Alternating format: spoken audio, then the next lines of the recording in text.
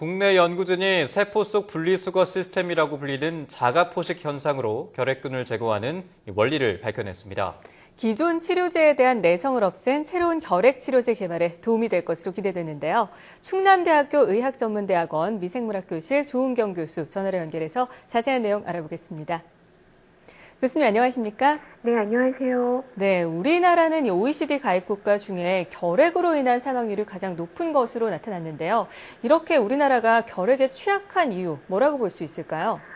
네, 말씀하신 대로 우리나라는 한 90년도부터 한 15년 동안 지속적으로 그 결핵 역학지표 수치가 1위를 기록하고 있습니다. 그래서 그 10만 명당 저희가 결핵 발생률을 이야기하는데요. 약 100명 정도로 그 포르투갈이나 터키, 멕시코 등 그 나라들에 비해서도 굉장히 높은 발생률을 지속을 하고 있습니다. 네. 여러 가지 이유가 아마도 있겠지만은 그 저희들이 이제 예방이라든지 신속한 발견, 또 총체적인 치료 관리 등 전반적인 관리 부분에 굉장히 많은 노력이 집중돼야 될 것으로 생각이 들고요. 네네. 또 우리나라 그 발생하는 양상이 후진국형을 나타낸다는데 또 문제점이 있거든요.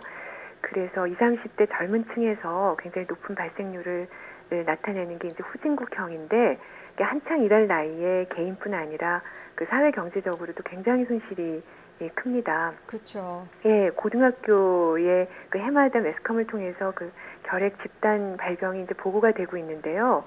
이게 이제 과도한 학업 스트레스, 우리나라 그 아이들이 아주 이른 아침부터 밤 늦게까지 그 집단 생활을 하고 또 운동 부족이라든지 전염 위험도 굉장히 높을 뿐 아니라 또 젊은 층에서는 과도한 다이어트로 인해서 영양이 불균형되는 것도 그 근절되지 않는 요인에 기여하지 않을까 이렇게 생각하고 있습니다. 네. 네, 결핵은 초기 치료에 실패하게 되면은 점점 치료가 어려워진다고 하는데 특별한 이유가 있습니까?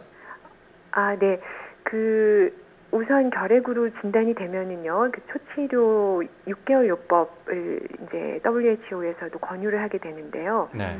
그 여러 가지 약제 이를테면 이소니아지드, 리파민, 피라지나마이드 이런 여러 약제를 함께 복용을 합니다. 왜냐하면 그렇게 함께 복용 다약제 요법을 써야지만 내성균을 그나마 줄일 수가 있는데요. 네.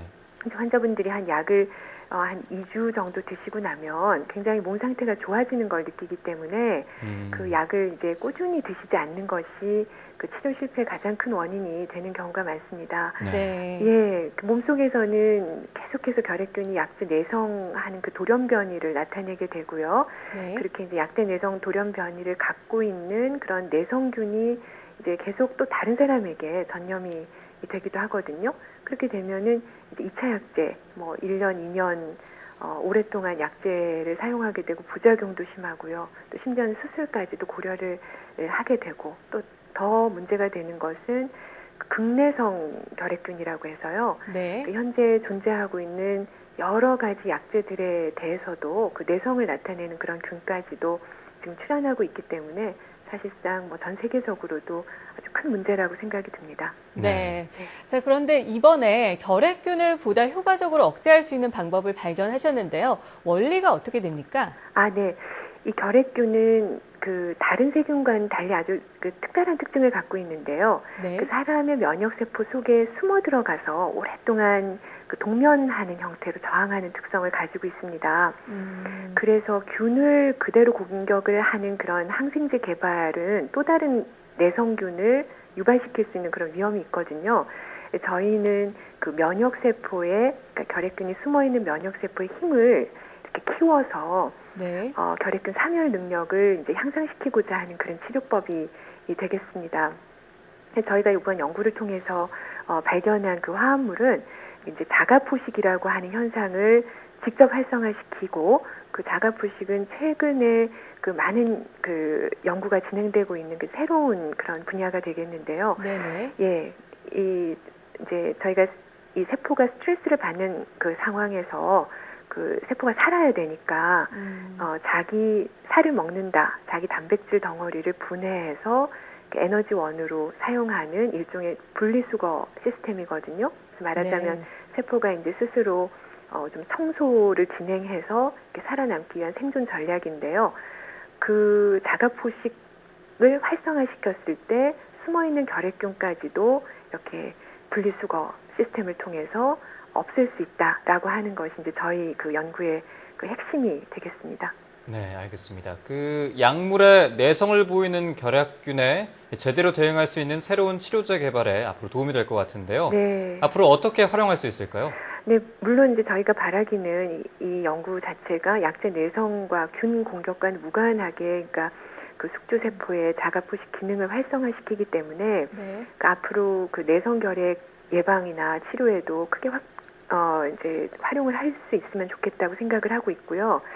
특히 전 세계 인구의 3분의 1이, 저희가 뭐 교과서적인 이야기인데 3분의 1이 잠복결핵에 감염되어 있다고 이렇게 생각을 하고 있습니다. 네. 예, 그래서 그 잠복결핵으로 있는 사람이 언제든지 면역체계가 떨어지면 그 활동성 결핵으로 바뀔 수가 있는 그 잠재적 위험군이거든요. 네. 이런 분들에 대한 그 치료가 굉장히 필요한 상황인데 이런 네. 잠복결핵 치료에도 도움이 될 수 있지 않을까. 또 우리나라 다제내성 결핵 환자라 함은 여러 약제에 대한 내성을 지금 나타내고 있는 환자이기 때문에 치료가 극히 어려운데요. 우리나라에만 약 1,800여 명, 전 세계적으로는 30만 명 이상이 그 다약제 내성 결핵으로 추정이 되고 있습니다. 네. 그래서 이러한 그 다제내성 결핵 환자 치료에도 저희가 어떤 새로운 치료법을 제시할 수 있지 않을까 이렇게 기대하고 있습니다. 네, 그럼 끝으로 이 상용화를 위해서 어떤 과제가 남아있는지, 그리고 앞으로 연구 계획에 대해서도 말씀을 좀 해주시죠. 네. 저희가 이제 논문을 통해서 보고한 화합물은 현재 그 1차적인 동물 실험까지는 마친 상태고, 물론 이제 특허가 출원되어 있습니다. 네. 그래서 실제적으로 결핵 치료에 병합해서 사용해서 그 치료 기간을 줄인다든지 아니면 내성 결핵균에 대한 효과를 이제 확인해서 실용화하는 것이 가장 시급하고 또 국가의 어떤 그 미래 먹거리 창출에도 아주 중요한 부분이라고 생각이 드는데요. 네. 이 이제 약제 그런 실험을 하기 위해서는 그 이제 감염 연구를 위한 그런 시설 인프라가 꼭 필요한데, 우리나라 현실에서 이제 선진국에 비해서도 조금 부족한 그런 상황이 많이 있어서 장애물들은 있지만은 저희들이 이제 그 구축하기 위한 그 적극적인 노력을 기울이려고 하고 있습니다. 그리고 무엇보다 이제 임상 시험 네트워크가 굉장히 필요하기 때문에 이제 우수한 그 연구진들과 함께 또 국내 혹은 국외에서 협력 연구를 통해서 그 결핵 치료법 개선과 개발에 적극적으로 활용할 수 있도록 열심히 노력하겠습니다. 네. 네. 지금까지 충남대학교 의학전문대학원 미생물학 교실 조은경 교수와 이야기 나눠봤습니다. 오늘 말씀 고맙습니다. 예, 감사합니다.